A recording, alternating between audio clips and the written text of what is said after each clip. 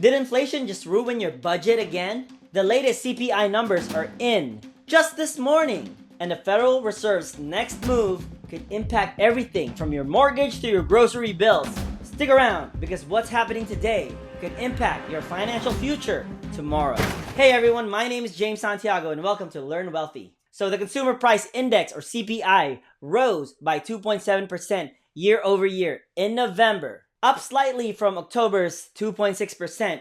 On a monthly basis, prices increased by 0.3%, beating economists' expectation of 0.2%. Now, if you exclude food and energy, the stuff we actually spend money on, core inflation stayed at 3.3% year over year, also up 0.3% for the month. Okay, inflation is still ticking up, but it's a far cry from the 9% we saw in 2022. Let's call it inflation light.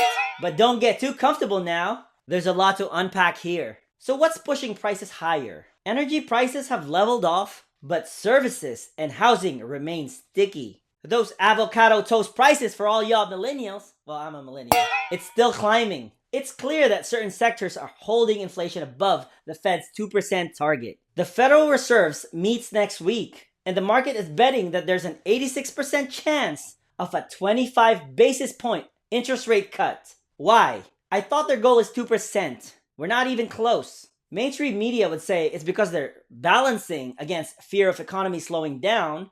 And I did give you that unemployment rate video yesterday. You can watch this link. And our unemployment rate is going higher.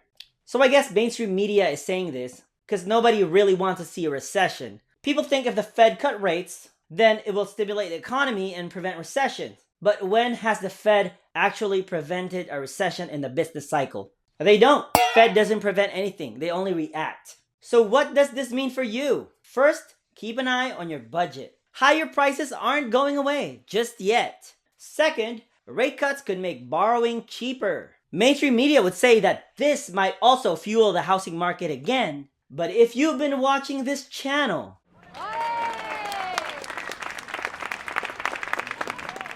then you know that this is not what we think, since buyers are tapped out. And third, investors, pay attention to how the market reacts on the Fed's decision. There are many arguments and contradicting theories out there. Make sure to listen to both and not just on how you understand it. That's how we get better as people. And make sure to allocate your portfolio accordingly. Know that your belief and your conviction is not as important compared to what the market actually thinks and believes. Stay informed and keep learning the psychology of the masses. Because at the end of the day, the majority dictates where the market go. In the end, today's inflation report reminds us that the economy is a balancing act. The Phillips curve, where the Federal Reserve is trying to balance unemployment and inflation. Because we are not in a free market capitalism. Because we have one powerful branch that's dictating the price of money and trying to balance all our lives. Because maybe they think I don't want to go there. If you want to stay ahead of the game, you can watch the next video right here. And for more finance, real estate, investing, and macroeconomics, let's all learn wealthy together. I'll see you in the next video.